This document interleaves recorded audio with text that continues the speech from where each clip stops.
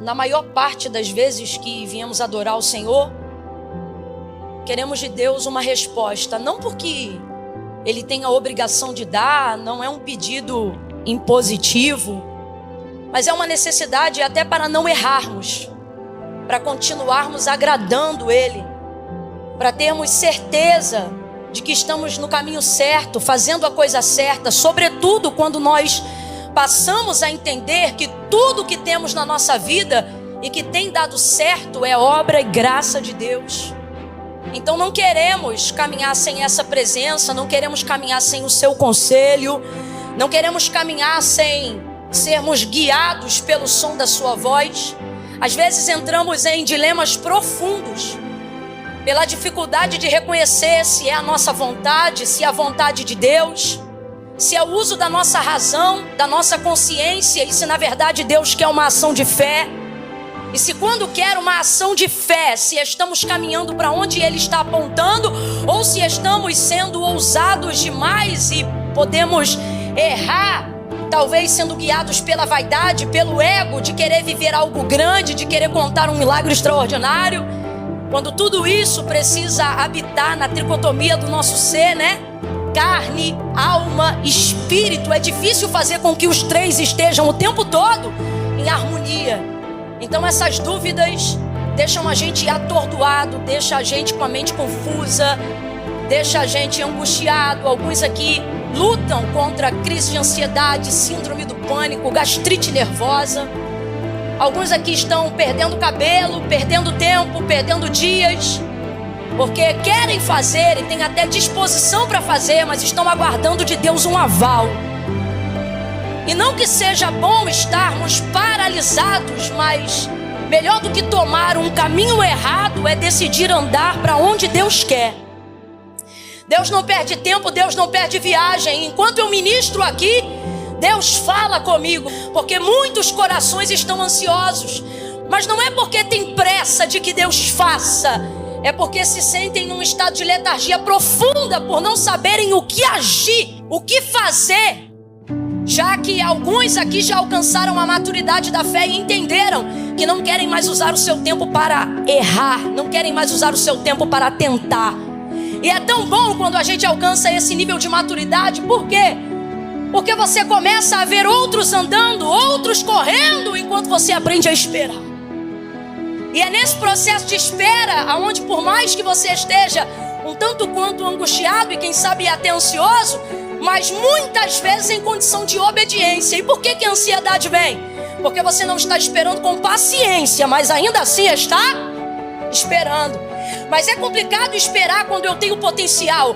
É complicado esperar quando eu tenho sonho. É complicado esperar quando eu tenho desejo. É complicado esperar quando eu quero ter um plano de execução. É complicado esperar quando eu acredito que eu posso fazer as coisas que Deus disse que eu faria. Ainda que não haja em mim toda a capacidade, mas há em mim toda a fé que eu preciso para que Deus execute essas coisas. Então logo vem a pergunta: por que não está acontecendo? Por que minha vida não está andando? Por que os sonhos não estão se realizando? E por que as coisas não estão na velocidade do poder que Deus tem para fazer? Isso vai deixando a gente angustiado, ansioso, perturbado. E aí, para completar ainda, o advento da internet e a mídia social vai colocando a gente, por mais tanto que pareça, todos em estado de comparação contínua. Os outros estão andando, os outros estão crescendo, os outros estão exercendo seu ministério, os outros estão pregando, os outros estão cantando, os outros estão abrindo empresa, os outros têm um ministério de intercessão consolidado. Olha como aquela irmã é de Deus, olha como aquele irmão é de Deus, olha como a vida dele está andando, como a empresa dele está andando, como a casa dele está andando. Enquanto isso tem alguém falando a mesma coisa de você. Afinal, ninguém posta o que dá errado. Sua vitrine também é linda. E isso vai gerando na gente uma ansiedade tão grande. E aí Deus falou: diga duas verdades. Primeira, aprenda a esperar com paciência, mas o fato de não ter paciência, todavia, ainda assim esperar, coloca você em posição de vantagem. Porque é melhor esperar a hora que Deus quer fazer do que meter a mão aonde você não está preparado ainda para meter. do que entrar aonde você ainda não deveria entrar. Por isso o profeta Isaías, ele vai resumir, né? A Bíblia é tão maravilhosa, gente. A Bíblia verdadeiramente, ela está acima do kairós, do tempo do homem. Ele vai dizer com tanta propriedade: os jovens se cansarão, os mancebos certamente cairão. Vamos traduzir? Os jovens vão querer velocidade, e na paixão e na força da sua vida e da sua carne, vão meter a mão, vão meter as próprias forças, vão ir com o peito, com a raça. Afinal, esse é o vigor da mocidade. Só que eles vão se cansar. Por quê? Porque vão descobrir, irmão, que nem tudo é no peito e na raça, nem tudo é na tua vontade e no teu querer, sobretudo na vida daquele que serve ao Senhor.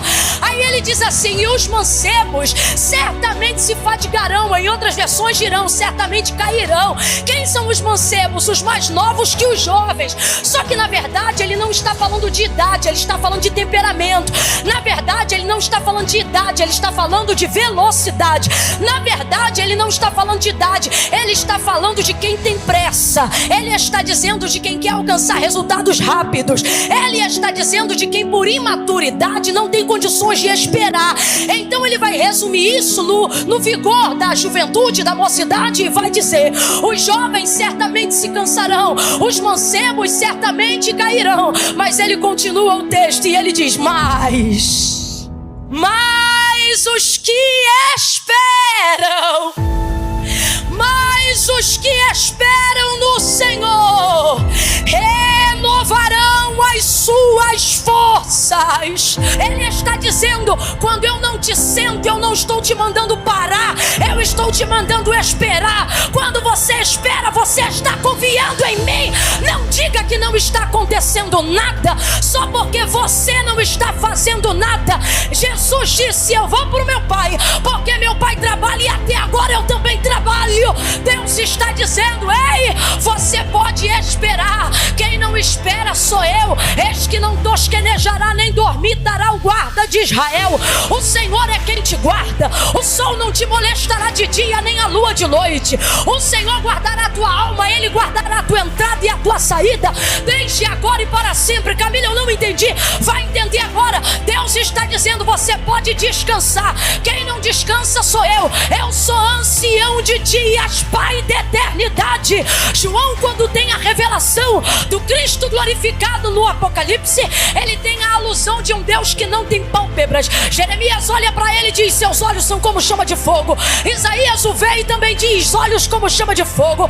Ezequiel vê uma roda com vários olhos que não fecham e também os assemelha como chama de fogo. Daniel tem a revelação das 70 semanas e vê o Filho do Homem com olhos como chama de fogo, ainda que não saiba que é ele. João é arrebatado na ilha de Patmos e vê, e ele diz: e eu vi, e os seus olhos eram como chama de fogo. Não entendi. É a alusão de um Deus que não tem pálpebras, por isso ele não pisca, não tosqueneja, não se cansa. Está cansado porque não está confiando, está esgotado porque não está descansando. Deus está dizendo: eu cumpro o meu plantão direitinho. É você que não está entendendo a necessidade de esperar. É você que não está entendendo que esperar e não fazer nada não é a mesma coisa. Veja uma pessoa parada no ponto de ônibus. Ela está sem fazer nada? Provavelmente está indo para o trabalho, está voltando para a escola, sei lá, para algum lugar. Ela tem destino, ponto de partida e de chegada. Só que quando você vê, ela está ali parada. A impressão que você tem é que ela não está fazendo, mas ela está. Bota ela na hora errada para ver se ela pega o ônibus. O que é momento de espera? É aguardar a hora para não perder o propósito, o ônibus, o destino, o caminho, a vocação, o que Deus te confiou.